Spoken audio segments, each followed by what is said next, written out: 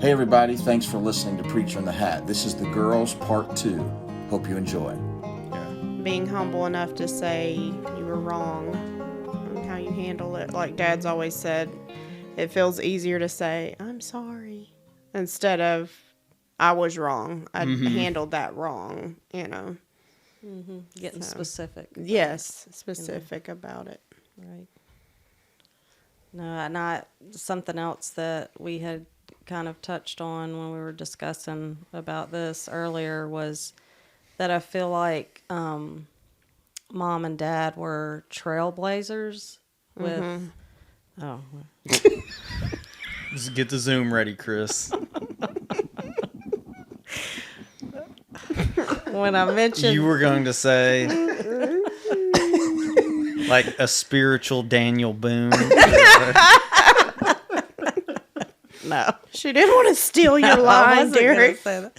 Yeah, so earlier when I texted that about the being trailblazers, he said, I've always thought of Dad as a spiritual Daniel Boone.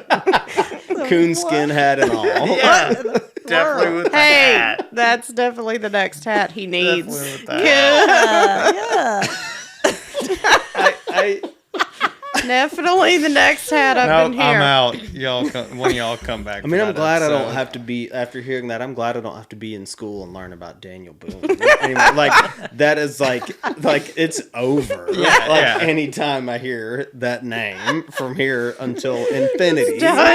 So we're saying, sorry, Dad, we're not associating that with you, but the part where he was a trailblazer. Yes, before Derek absolutely ruined it. But I wanted to...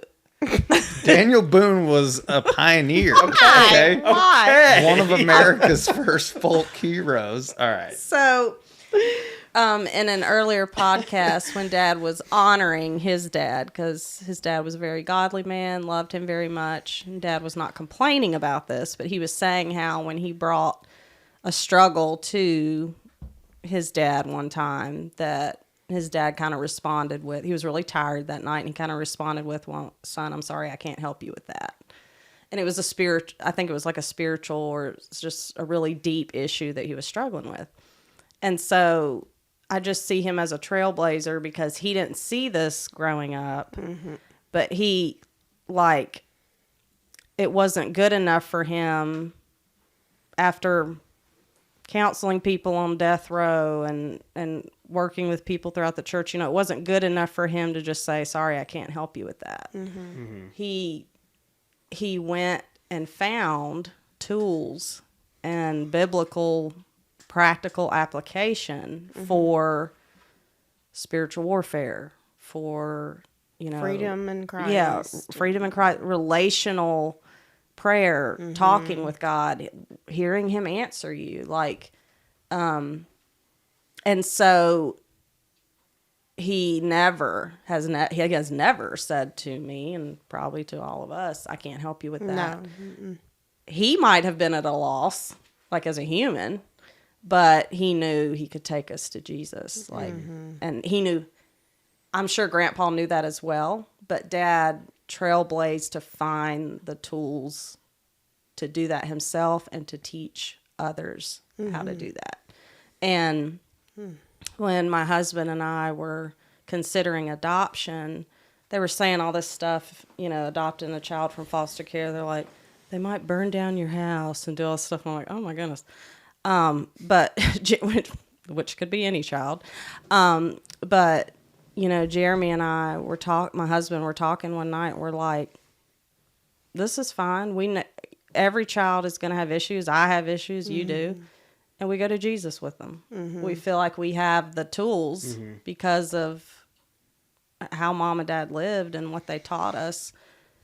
I'm not saying it's never a struggle. I'm just saying I feel like I can tell my children, I can help you with that, and that's just a powerful thing. Yes. To be able to, I don't know the answer, but God does. I'm going to take you right there and let him speak to you.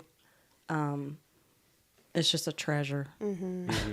I know you were mentioning Dad, about that too. It was like, that's such, and mom's so much more behind the scenes, I should say mom, you prefer to She be behind prefers, the scenes. She's good in front of the scenes. Yes. But like that's just like such a strength of moms too. Yes. And because I remember it kind of reminds me of like the thing I think Dad probably even has told this story on the podcast about how he would come home and, you know, because like during the week especially, like Dad was, you know, away quite a bit. And that loosened up, especially as Derek and I got older. But like, you know, he wasn't the guy. He wasn't always the guy getting home at 4:30, 5 o'clock. Traveled a lot. Yeah, right. And so he tells the story about how he would come home and hear like the two of you thanking Jesus for something, you know, something a little kid might say thank you for, and it's like, and that's the kind of stuff that, you know, that mom was doing, just like constantly pointing. It's like, it wasn't just like, oh yeah, that, you know, that's great, that happened, whatever it is. It was like, it was making sure that we thanked him, because like, hey, that's actually something that, you know, that Jesus, you know, kind of, you know, put in motion, put in place. And so that became like a, you know, a thing that was said more, you know, just like the way he tells it is about you, the two of you, and you know, as young kids, and just like expressing that. And it was because mom, especially, I feel like, you know, in those at home, in those at home moments, was pointing all of us, you know, in that direction. So that just reminds me of, I just feel like it's such a strength of moms too, what you were saying. Well, one thing I think of when I think of, speaking of mom and how she supported Dad, and not just at home, but in ministry, but like specifically at home, how if I would, you know, I remember one time coming to her, I was unhappy about probably a rule Dad had or something for me. Most likely. None of us were ever that unhappy doesn't about seem that. like you. I'm sure I had something that I was fussing about, and I just remember her not just letting me sit there talking negatively about Dad. She specifically said, if there's something that, you know, you have a problem with Dad about, you go directly to Dad. Like, and I just remember that made such an impact on me, that they supported each other, even when, like you were saying, Dad wouldn't always be getting home. You know, he'd spend the night with prison fellowship and be gone, but she always backed him up. Like, she would not allow us to just talk negatively. Yes, and I think about that now when I'm parenting with like, has anyone? I'm sure. This is just our close example because she is our mom. Is anyone better at handling whining than mom? It was like, as a parent, I'll be like, Mom, how did you do this? I have no pointers I for know. you. Yeah, I get it. Look, Shauna, I know. Well, so I've we no all idea. got. Well, Dad- I just told you guys I had to apologize to my kid. All right. so we all got Dad's patience. What do y'all think? Is that what- Sorry, Yeah. Dad. We all inherited Dad's patience. Oh, maybe so.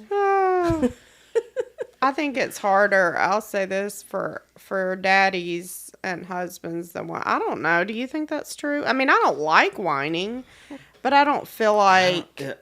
Well, it depends on the day. I guess. It goes against it. It's The day. it's the nurturing thing that moms have, where you're more inclined to like Give in. no, not give in. Just it was tonight. Okay, I got an example from like hour and a half Sweet, ago. a fresh Okay? example. You know, my daughter Emmy is 1, and she wears her emotions on her sleeves, and As do a lot of 1-year-olds, and yeah, love her so Oh, much. my word. And doubt. but there are times when she cannot figure out how to stop crying, like, and begins to like, to the point that she begins to intentionally try to gag herself, like that, you know, like that sort of thing. And it, like, you think back now and you're like, it's so cute, but in the moment you're Not so cute. It's not. and yeah, so I told her, I was like, I will pick you up when you stop crying, because she understands that. I'm like, yeah, I know, Chris, you'll carry her, right?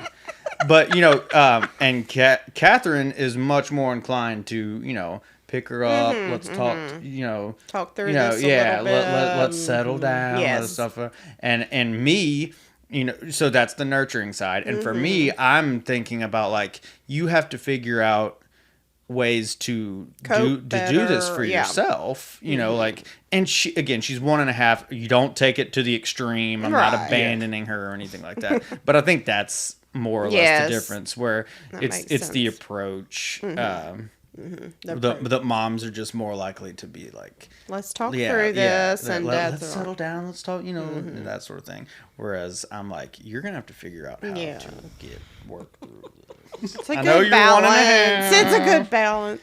But that's what Dad did with me. Yes. And that they set expectations. I mean, as I'm using Emmy as an example here, and I'm sorry if she listens to this as she gets older. It's not you, baby. It's like, it's that every parent has I do the same to thing, do but I'm those not sort of 1.5. yeah, exactly, right? Oh my goodness. Well, speaking of emotions, I think it's so valuable to have grown up with a dad that would show emotion and show, Realness, joy, pain. And it was so, I don't know, it's interesting people's view on it, because some people are like, oh, a man's crying, and I just see it as such a strength. Like, my husband can cry, like he can, and I'm just like, I know that was something that I didn't intentionally on a date go, can you cry? But, Could you just start sobbing right here in Olive Garden? It was so valuable to me. Otherwise, we're done. Yeah. That why Olive that a Garden? man could show. See why? That was those unlimited breadsticks ever do. Yeah, to you, come Derek? on. Everybody needed some unlimited salad and breadsticks. You were saying? That's a valuable thing for a kid. I never had to question how Dad felt about me, or like how he felt about God, how he felt about helping people, how he felt about people in pain. It's just that's powerful to know, just from the way someone expresses himself and can communicate so effectively, to be able to know their heart, and not have to guess. Yes. Yeah. I would say, so, because I working with Dad in ministry, sometimes, so our relationship kind of like outside of just the father-son relationship. So he and I, and, maybe Eric too, thrown in, that maybe have been like at odds more times than maybe you Right. have, because it's not like a father-son thing. That's it's like, right. So there would be things that we would disagree on and stuff like that. But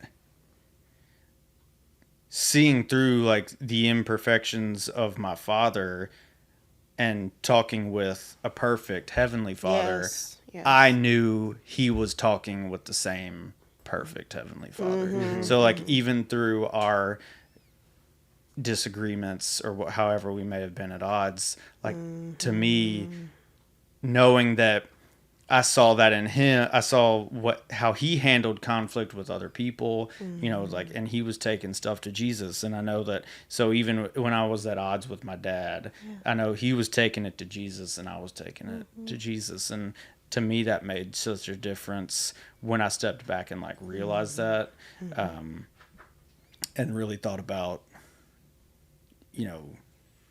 not just us as father and son, but as how we were at that time, both on the same ministry team and whatnot. It became really, that knowledge became really valuable. And I learned that because I saw how he dealt with conflict in other areas with other people. And it was, I hope that I can, that my son, that my daughter could say, even through the imperfections of their father, that they saw that he talked to Jesus and they talked to the same one. Well, kind of along those lines too, Derek, is like the way Dad recently was thinking about this, the way Dad always, like over the years in his sermons, has said, I think maybe he does this some around Father's Day, maybe where like we repeat that, Jesus is, or God, what is it, Eric? Like, thank God that my earthly father. thank you. Well, My earthly father is not Jesus. Yes. And But so thank God he's becoming more like Right, Jesus yes. every day. that's it. Because that's comforting too. It goes back to like Dad asking for forgiveness from us if he felt like he had handled something wrong. It just gives you comfort to know, okay, my heavenly Father is perfect. My earthly father is not perfect, but he's trying more and more and changing more and more to be like Jesus every day. But that's talking about safety. I think you mentioned words safety or security. Yeah. As a kid, feeling like, okay, God the Father is perfect. I can always turn to him, even, one day when my earthly father is not here. And Dad has said that to me when I was younger, just like, why don't I worry about my kids when I one day am in heaven? He said, because I know that their heavenly Father is going to take care of them. And that is just such a gift in and of itself, to always be pointed to our heavenly Father no matter what. Dad didn't try to be perfect or, but always pointed us to the perfect heavenly Father. So Yeah, and he didn't. Mom and Dad didn't expect perfection out of us either. For some reason, I don't know exactly why this is what you said triggered this in my mind, but it brought me back to like the thing about being a preacher's kid. I think I shared this I may have shared this on the podcast early, at one point. But it took me a really, really long time, like probably middle school at least, to find out that apparently that like being a preacher's kid was like had like a negative connotation. yeah, I know what you mean. I didn't know. Yes. Like, and I think it was probably not until like meeting other, or like really realizing, about other kids that have been, had been preachers' kids. And that's not to say there aren't other preachers and family and, parents in that arena who aren't also great parents. I don't mean that at all. But like the stereotype. yeah, it's like it took so long for me to understand. It's like, oh, there's a negative connotation. This is around a negative that. It's thing? like, yeah, like Dad never put. Yeah, we did talk about this on a previous episode. It's like Dad never put. And mom either. It's like it was never about like upholding some standard because of an office that Dad carried. It's like Mom was never pressing that. It's like you can't be doing that, because not that anyone would ever say it like this explicitly, but it was like it was never like you can't be doing that because that will embarrass your dad. Right. It's like it was never anything like that. Show, we were allowed to be imperfect, and we were allowed to be, and that sounds so simple, and obviously lots of parents do that. It's like, but you can see, I can see now how like I could expect like perfection from my kids. Like how like it's so easy. That's true. I mentioned this at church, I think on Father's Day, that like it's so easy to like expect perfection out of other people, and like, but we want we want grace. And and mercy and that kind of stuff, but then turn around and not do it. And it's like I think Mom and Dad just like gave us that right from the jump. And it's so people who have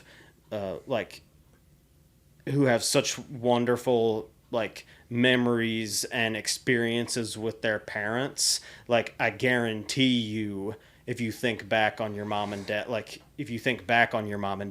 they probably gave you that from the jump. You know, it's like there weren't these like heavy set expectations on you, and that's what our parents did too. Yes.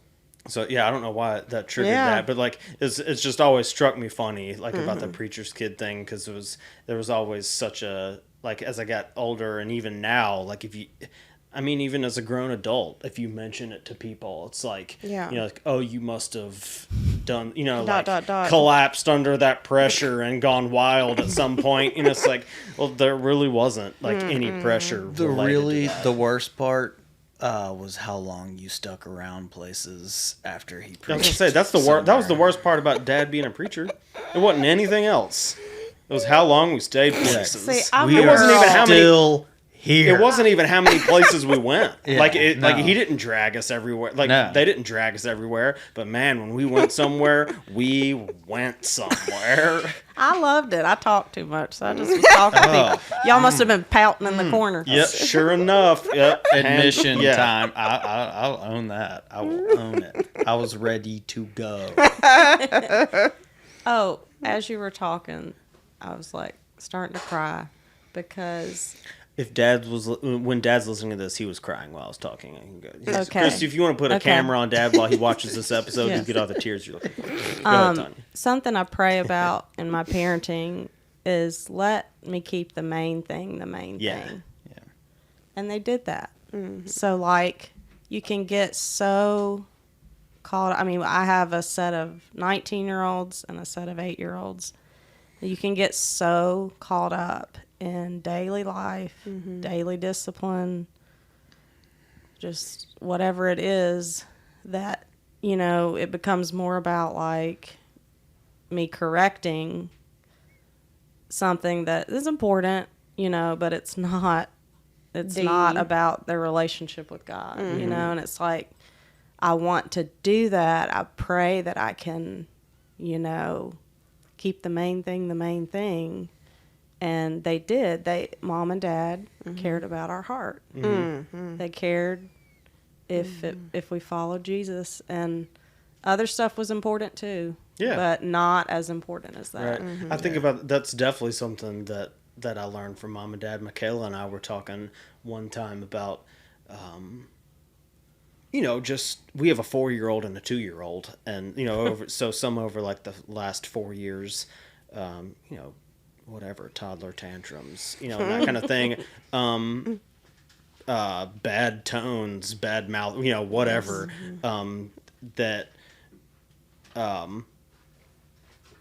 You know, all this kind of stuff that, you know, that kids do. It's like, it was never, we were, I forget exactly how we were talking about it, but it was like, we would discipline some of that, you know, it's like, but we know we know our kids. And so it's like, so we aren't going to say, you know, we aren't going to basically try to tell our kids that like, you can never have a bad time. Right. It's like, you can never collapse on the floor and fuss. You know, it's like, figuratively, I do that every day. You know what I'm saying? yes. It's like you just internalize it. Yeah. Yes. Yeah. And so it's like, it's not this thing where I want to be like, it doesn't mean, I mean, you know, I'm not talking about like, oh, never correct your kids. They'll figure it out themselves, because they won't, because I wouldn't have. Yeah. It's like, but like some of that stuff, you know, it's like, it's just a part of, you know, it's just a part of growing up. And then back to what you said, Tonya, is like, we know what we see in our kids, and like, and the heart that they have, and like, and really like truly how obedient they are. It just doesn't mean that they're going to do that all the time. Right, Like that they're that's going right. to They nail can never it have a bad perfectly. moment, Yeah. or- Yeah. And that's because I grew up being allowed to have bad moments. Yeah. It doesn't mean discipline didn't come when it needed to come, because it does. Right. And it did, you know, and we do the same for our kids. But it was never, we weren't going to get broken down because of, you know, something like that.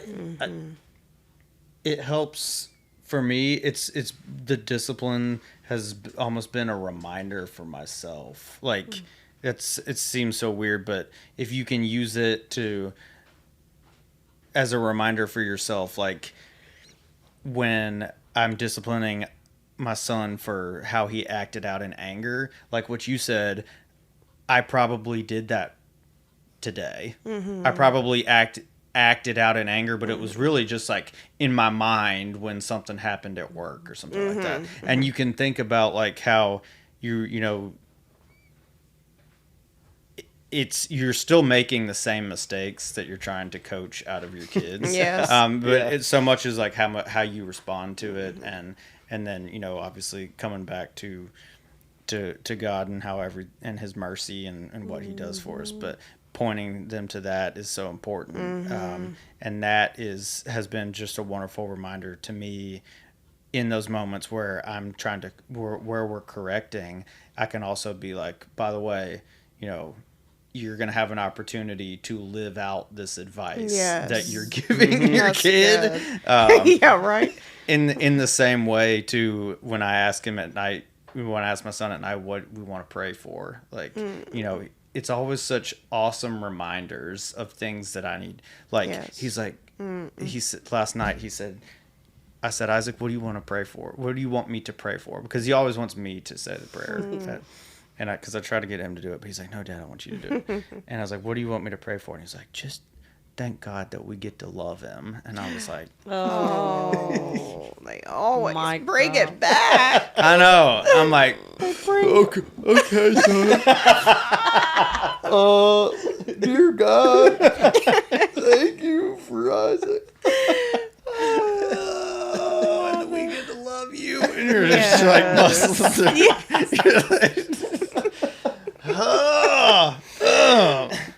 But that you're like, that should be my response. Yes. In prayer. So it's just it's awesome. That is awesome. That simplicity. Yeah. So we make stuff so like we make it everything so Yes. complex. That's true. And it's like the gospel's simple. It's all so simple, and that's another thing that I appreciate about Mom and Dad. It's like they didn't paint a complex picture. That's right. That's very true. And because Jesus didn't really paint a complex picture. It doesn't. Simple doesn't mean, of course, does not mean easy. Right. But simple nonetheless, and because one of the reasons being is that it's meant, is that makes it available. Jesus is available to everyone, and so in that case, He made it so simple for that, and just like that thought, it's like it's really just not that much deeper than that. And it doesn't mean I'm not saying like don't you know what I mean. Yeah, the simplicity is just so beautiful, and it's just another thing that Mom and Dad really like nailed for us. I think that's one of those things, like I don't even think, I mean, I'm sure at some point they did, but I don't even think really that's not like one that you lock in. You're just like, okay, let's see how simple we can make this for our kids. Right. It's just they just did it that way, and for it to be like from two people who maybe didn't always have that picture painted that simply for them growing up. It's like in that stricter, like in that some of those like Mennonite environments like that they grew up in, following Jesus was made to be more complex. Yes. Than it really is. And that's not to say that those people weren't trying their best, and Jesus, and He sees that, He saw that. But like for Mom and Dad especially to be able to pass that down to us, and then and then that also be passed down to their grandchildren, therefore like through that is just like is amazing when you think about it, because like I said, it wasn't necessarily the most painted as the most simple thing to them, and they came around to that and found that. Yes. that road. It wasn't a checklist, you know. Yeah. Stuff you have to do. No, that's true. Wow. Which is just like amazing. Another thing I was thinking about is I so appreciate the way that they surrounded us with people from all types of backgrounds and cultures, and it just was not an odd thing for us to have people in our home and people that we could relate to and build relationships with that were from all kinds of backgrounds. So I love that. Yeah. I just think that's such a gift, you know. Yeah, absolutely. Yeah, you had reminded me of a guy that Dad got really close to, and he was an ex-con, Yeah. I think. Yes. I mean, I never heard much about that part. Right. But he was, and you had talked about that he came every Sunday. Marshall Heath. Yes, Love every some- Sunday he would come home with us after church and eat with us. Dad worked hard on Sundays, and he normally would take a nap. Mm-hmm. So Marshall would help us do chores. Wash the dishes. And yeah, Told me I wasn't rinsing the dishes enough. I needed to put them through one more time. and he would bring us that big box of Skittles. That's where Oh my my Skittle fascination goodness. began. But anyway, Wow, It's there's big. the source. There it There's the is. Do you remember that? source. No. okay.